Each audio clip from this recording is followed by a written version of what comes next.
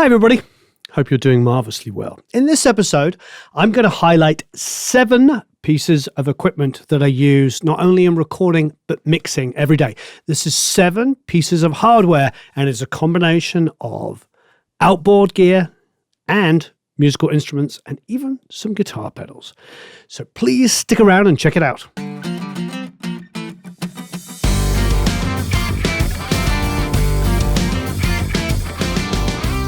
So I get asked a lot about what gear I use frequently, and there is a link here below where you can see the microphones I use regularly, amps, guitars, and outboard and stuff. But what I wanted to do in this episode is highlight essential things for me, things that I cannot do without. Lots of incredible pieces of equipment are interchangeable, but on every single recording I do, these are the pieces of equipment that make it every single time.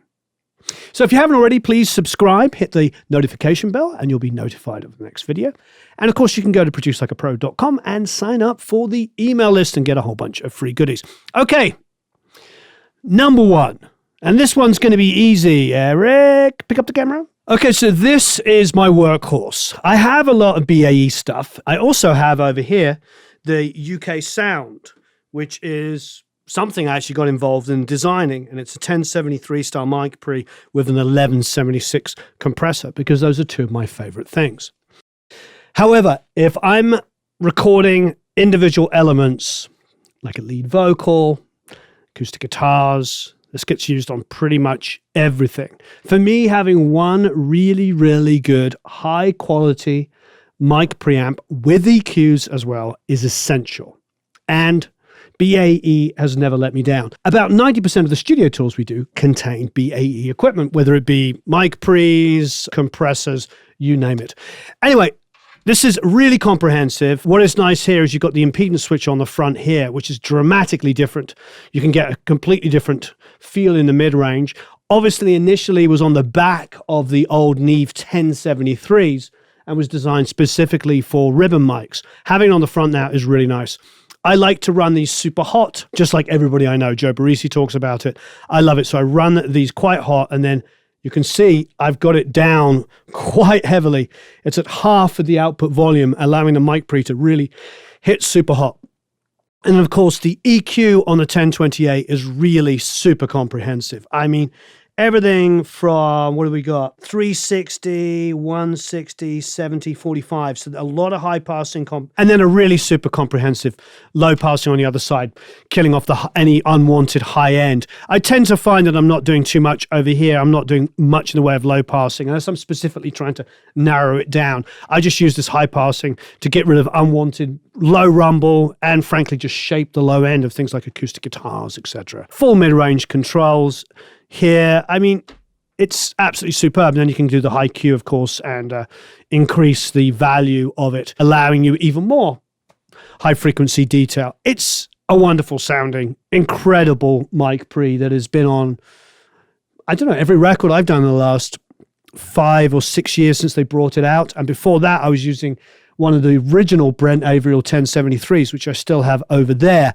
So I've been with this company since its inception. I just want to say, for those people that are fans of the original Brent Averill stuff, Brent did die a couple of days ago, so it's very, very sad. He was amazing. Mark Lofman took over the company after just a couple of years of Brent, so it's been Mark's company for I think for 20 years or nearly 20 years. But you know, hats off to the original Brent Averill Enterprises stuff, because it's still phenomenal. I have some of that, and of course all of the new BAE. All right, so this is my utilitarian, use it on everything. It's not inexpensive, but if I was to only have one mic pre in the entire world, this is the one I would own. This is a secret weapon. So these little units here are absolutely priceless. Pulse Techniques, it's the EQP-500A. A meaning it's using the API 2520. Steve Jackson, who owns this company, went to Gene, who was the original owner and more importantly a designer of Pultec, Pulse Techniques, that's what Pultec stands for, and got permission to use all of the original schematics and make these, clone would be an understatement, like these beautiful reproductions. Better still, Steve is a wonderful guy, and he went to API and got permission to use the 2520s, which are pretty special, as you know. And this is a secret weapon for me. I use a 100 Hertz boost and a 3K boost, and it is inserted on my bass channel here on the console, if you see the insert. What I'm going to do is I'm going to play some bass guitar, and I'm going to bring the insert in and out, and you're going to hear that 100 Hertz boost and just how unbelievably round it is. It is gorgeous. And I used to use the old tube version before he brought out the 500 series. I actually prefer this. Sorry, Steve, the old tube version is like $4,000. This isn't. This is, I think this is $1,000 or less. But this is a huge part of my bass sound when I'm mixing in a hybrid fashion on the console. Have a listen. So beautiful, it's round, it is slightly compressing. There's no EQ on there. It's quite a reggae kind of tone. Listen. Obviously there's a volume difference because there's quite a bit of big boost, but listen. Even if you go and turn that up, listen to those low notes.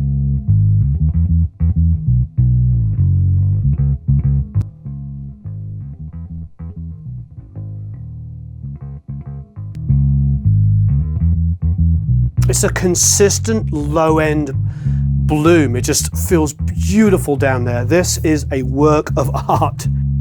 I often do Skype calls with people, mentoring calls, and they ask me about buying certain pieces of hardware. And I would say the thing to do, quite frankly, is just to get yourself a 500 series rack like this. This is an API one, and just cherry pick some stuff. I have a couple of things here for kick and snare, and I have this here for the bass. Honestly, it's just a wonderful thing because then you can change out stuff and build a collection of beautiful things.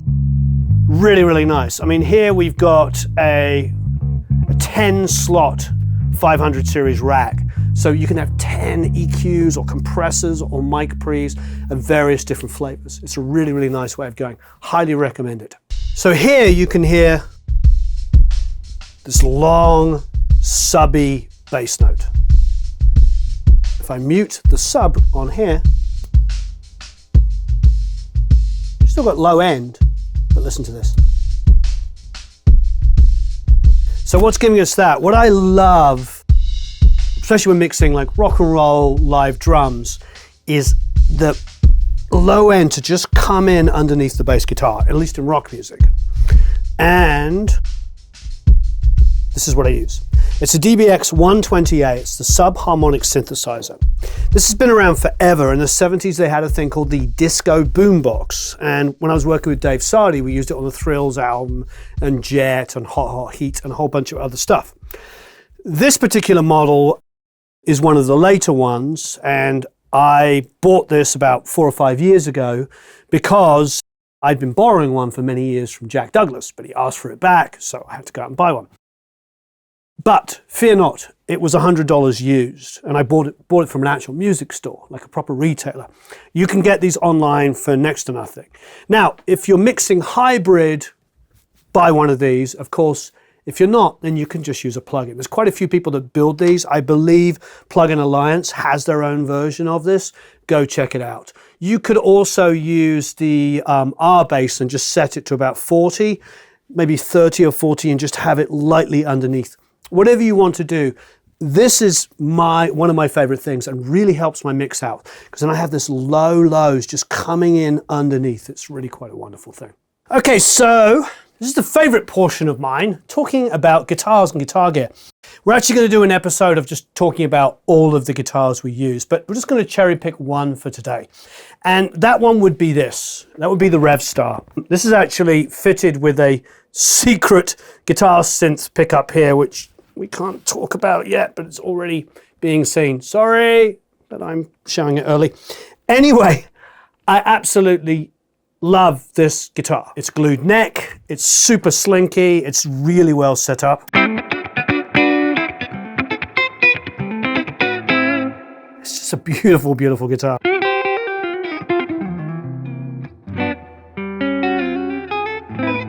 And I find it incredibly versatile. You can thin out the pickups here. I don't think they call it a cold tap.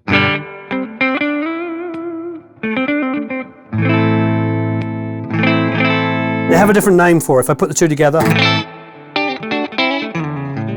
Not quite a Telecaster, but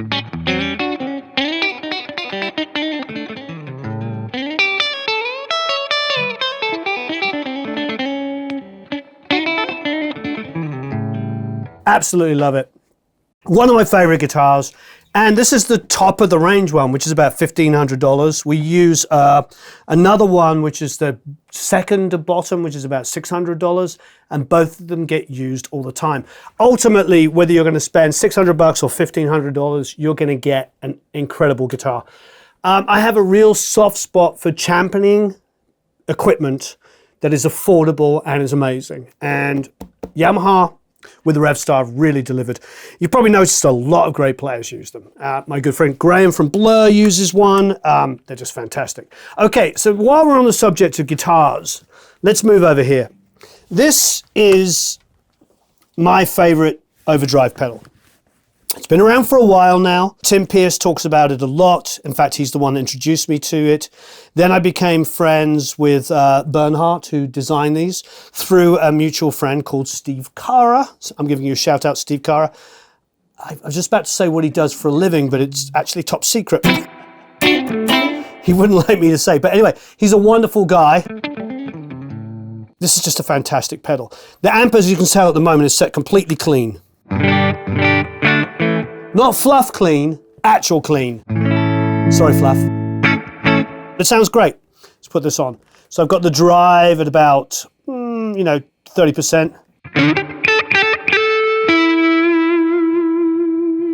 Gorgeous.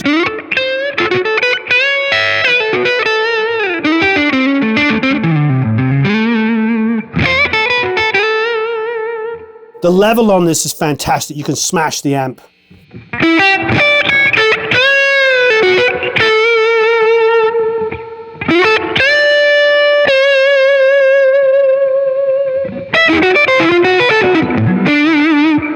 Absolutely love this. Then there's a Spectrum here, which is just a sweep in the mid.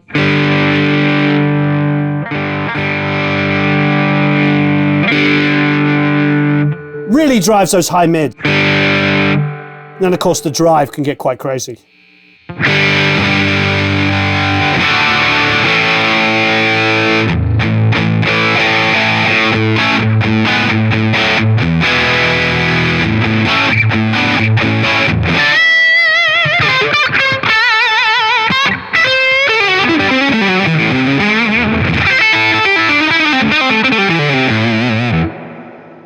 I usually find I don't need that much drive. I usually put it about here. Just mid-rangey and honky and cuts through. Great for leads, great. And really responsive, just like a tube amp.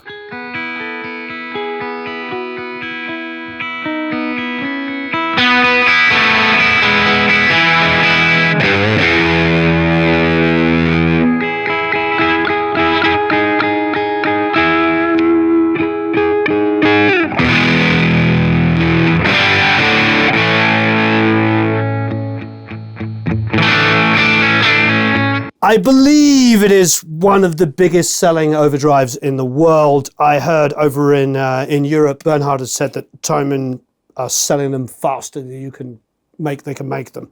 It's just an amazing sounding pedal.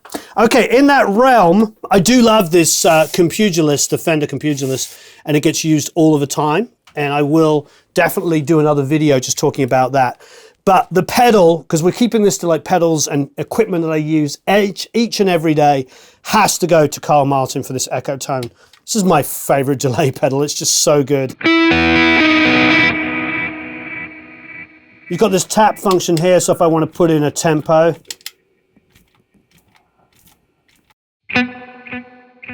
So I just selected the tap function there.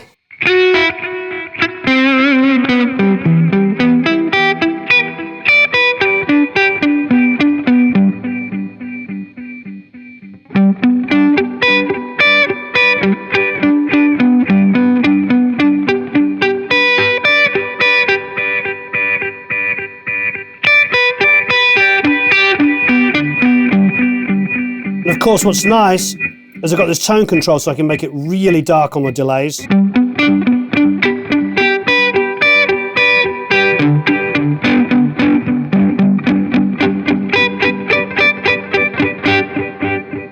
So it feels like tape, it's decaying, or I can do the opposite and get really accurate.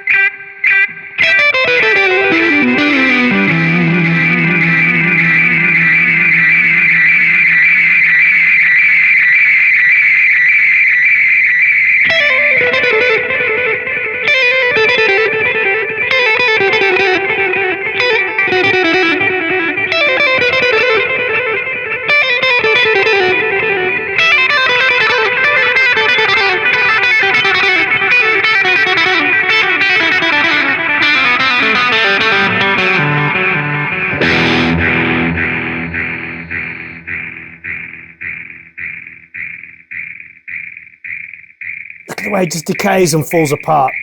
Just a great echo. And I find that I use a lot of echo really lightly all the time. So even if I've got a clean tone set up, I could probably have the echo turned down.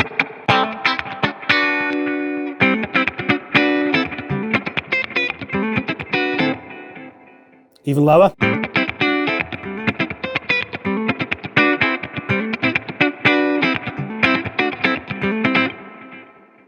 It's something that gets used all the time really lightly. Beautiful, beautiful pedal.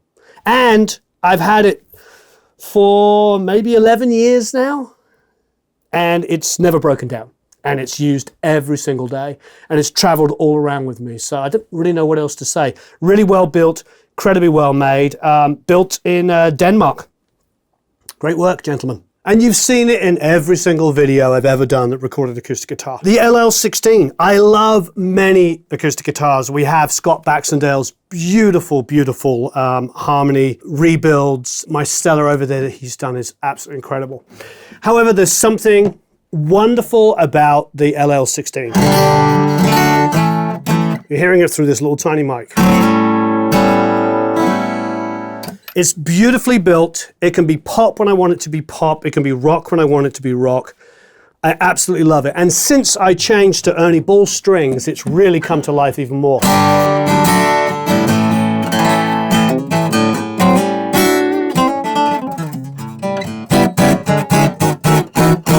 Fantastic. A real workhorse. And for a solid top, beautifully made guitar, under $1,000, totally affordable.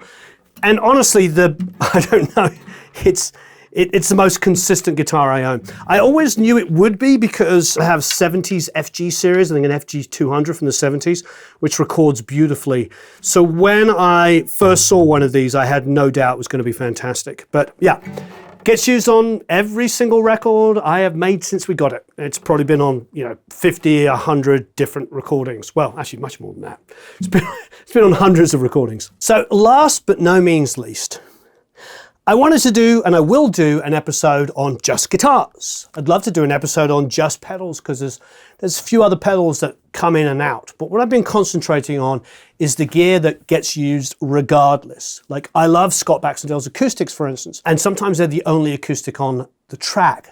But the Yamaha is on 90% of what we do, and Scott's stuff gets to be put on against it as well. There's so much character in it. And I did promise that I wouldn't do this, but I'm going to.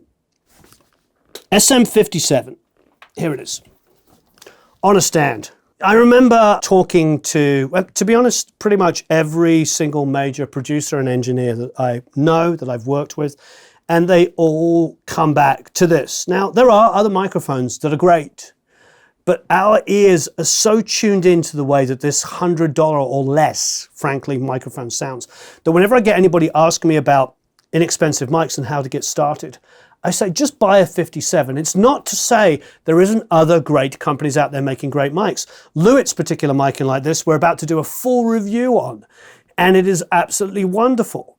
But there's something about a 57, as you know, many albums have been made just using 57s. Many singers only sing into 57s, let alone SM7s, just 57s. So if I'm going to be really, really honest about the 7 pieces of essential equipment in this room that I couldn't do without, it would have to be a 57. It's just the utilitarian mic. It's the sound of guitars, it's the sound of snare drums, it's the sound of pretty much anything you want to use. And it's also the sound of Paul Rodgers' voice, one of the greatest rock singers of all time. So there you have it. My 7 pieces of equipment. I wanted to do this video because I wanted to really show you what I think are differentiators. I believe that a 57, having one of those is a differentiator. It's something that just will take your recording to the next level, something you can consistently use. If you can afford it and you go for it, that Yamaha acoustic, you're not going to get much better until you spend 3 or 4 times as much. That Yamaha electric guitar, you're not going to get any better until you spend 2 or 3 times as much. Many people have issues getting low end correct. If you get some kind of either sub-harmonic synthesizer or invest in a plugin that just will give you the extra low lows, that will really take you to the next level. Lots of people teach low end and most of them are absolutely clueless. And it is unfortunate, but there are certain things that can really help you. We've done a couple of videos on that. Please check it out. And of course, the Pultec is, for me, unbelievable on the bass guitar. We could have applied some EQ at 100 Hertz on the console. Absolutely. Of course I could have. But there's something that just blooms in the low end on that 500A, on the 500 series Pultec. And then last but no means least, all my hats are off to BAE. They've consistently made some of the best sounding equipment ever, whether it be, of course, the UK Sound 1173, or in this case, the mic pre of choice 99% of my life.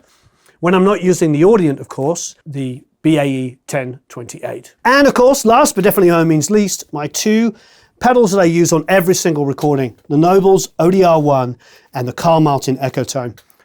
You know, there's probably other alternatives, but these make it on every recording. And, you know, I love just being able to reach down and use rotary controls. I know that there's tons of incredibly programmable stuff, but honestly, these 2 do an amazing job for me. So thank you ever so much. I just wanted to get to the root of the things that I realize I'm using all of the time and highlight those. There's plenty of other things that I love, plenty of incredible sounding microphones, and we'll do a whole episode on comparing a ton of mics and discussing what I love on different instruments. But for now, I just wanted to give you the 7 pieces of gear that we use every single day. Have a marvelous time recording and mixing. See you all again very soon. So long, farewell, auf Wiedersehen, adios, au revoir.